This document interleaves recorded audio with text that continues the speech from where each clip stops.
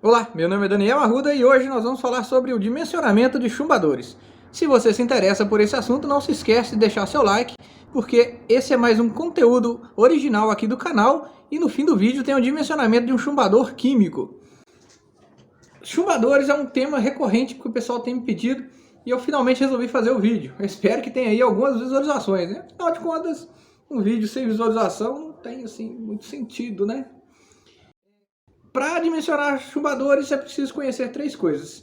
A primeira delas é que existe uma gama muito grande de chumbadores disponíveis no mercado, né? Muitos fabricantes, muitas soluções, então para cada caso existe mais de uma solução que é a correta, né? Não existe somente a solução correta. Outra coisa muito importante saber é que em todos os casos é preciso respeitar a distância mínima entre chumbadores. Essa distância mínima está relacionada diretamente com a profundidade do chumbador dentro do concreto. E deve ser 1,5 vezes essa profundidade.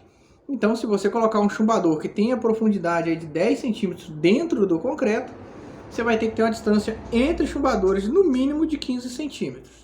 Essa distância se deve ao que nós chamamos de ruptura de cone de concreto, como a gente pode ver na imagem. Quando o chumbador é tracionado, né, o concreto na ruptura tende a ter um formato de ruptura próximo desse daí da imagem. Então, quanto mais próximo o chumbador um do outro, você vai ter aí a soma dessas dois cones de ruptura e é mais fácil de soltar. Então, a gente distancia os chumbadores e aumenta aí a resistência do conjunto.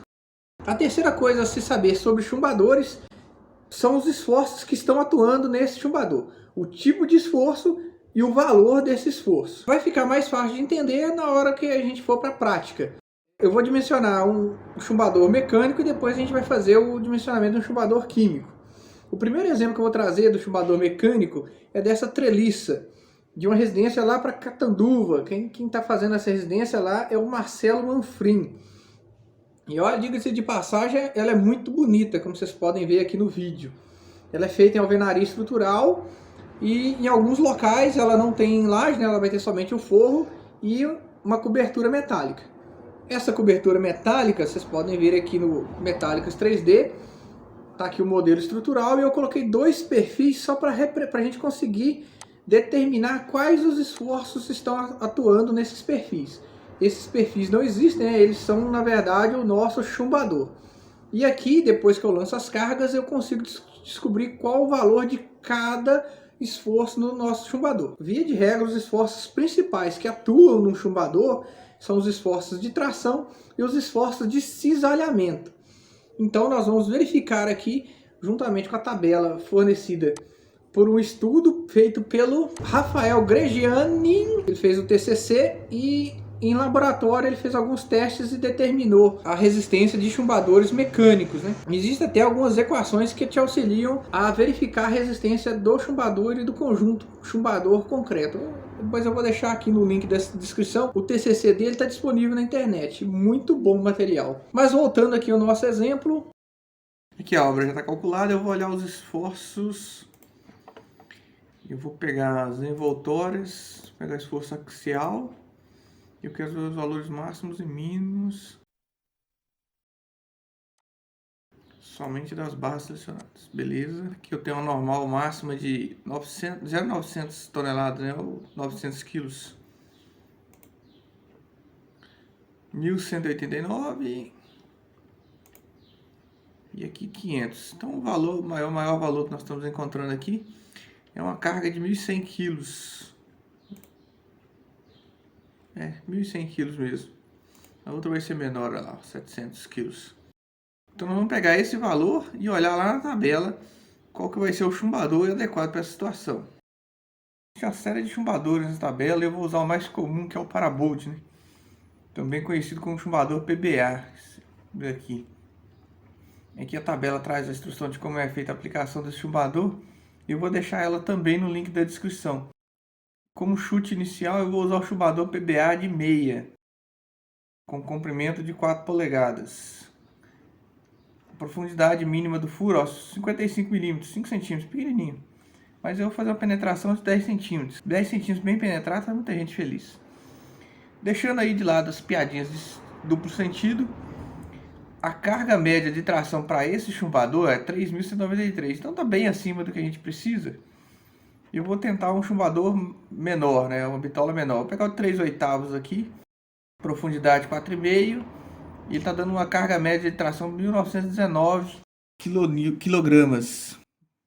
1919 ainda está acima do que a gente precisa. Eu vou usar um fator de segurança de 2, ou seja, eu vou considerar que a carga média de tração dele dá em torno aí de 960 quilos. Nosso esforço resultante é 1.189 e ele resiste 960 quilos. Então, o nosso esforço está maior do que o que ele resiste. O que eu vou fazer? Eu vou usar 2 chumbadores. Eu vou soldar aqui nessa treliça uma cantoneira de cada lado e colocar um chumbador de cada lado. Quando eu faço o desenho lá no CAD, né, vai ficar assim, ó. Coloquei o chumbador de 3/8. Estabeleci aqui que a profundidade mínima é 7 centímetros devido à segurança, né? Eu já vi muitos chumbadores instalados e nesse momento aqui a gente colocar um pouquinho a mais não custa. Aqui tá a cantoneira L para fixação, ela é soldada na treliça.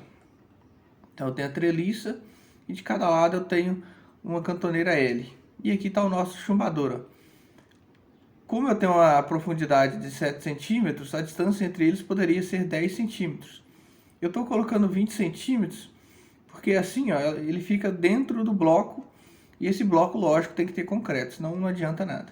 Além do esforço de tração, a gente tem que olhar também o esforço de cisalhamento.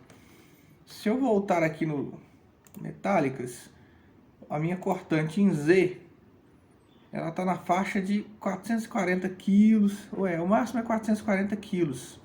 Então eu vou olhar a resistência do nosso chumbador, ó, 1.695 quilos. Mesmo com o fator de segurança 2, né, em torno aí de 850 quilos, é suficiente. Um chumbador somente seria suficiente. Então, a nossa solução estrutural aqui com 2 chumbadores atende perfeitamente. Eu coloquei mais 4 aqui embaixo, unicamente por segurança. Mas 2 chumbadores para esse esforço seriam suficientes.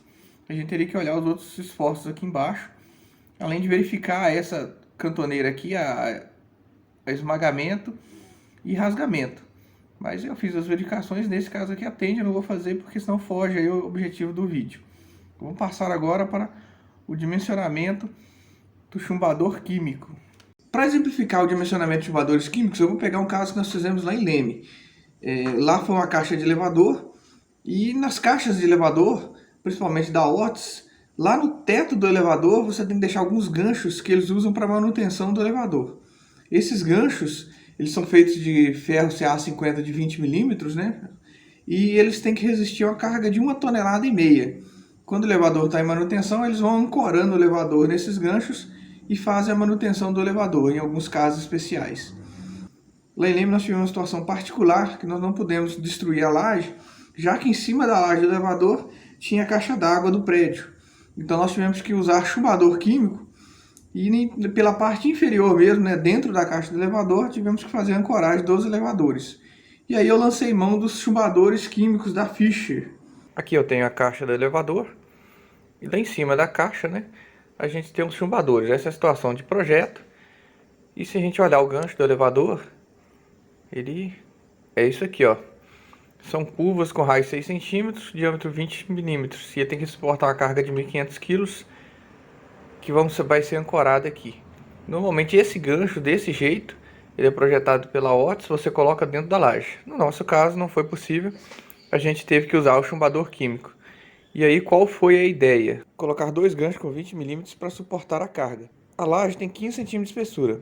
Pegando o catálogo da Fischer, eu escolhi o FIS-V, por 2 motivos.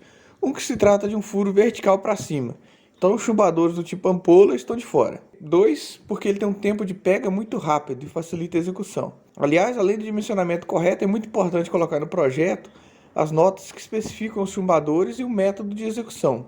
Olhando aqui, a carga de tração admissível no concreto, ó, é 3.050 kg. Mas tem um detalhe que impede a gente de usar esse chumbador com barra de 20 milímetros. A profundidade mínima aqui, ó, é 17 centímetros. Como a laje tem 15, tivemos que descer um pouquinho a bitola. Então eu adotei a barra de 12,5 porque tem uma profundidade mínima de 11 centímetros. E eu adotei aqui um fator de segurança de 2,5. A explicação é bem simples. Com o chumbador na vertical, a chance do fluido do chumbador escorrer durante a aplicação é maior. Com esse fator de 2,5, o chumbador vai suportar aí com folga 592 kg. Para 1.500 eu deveria usar 3.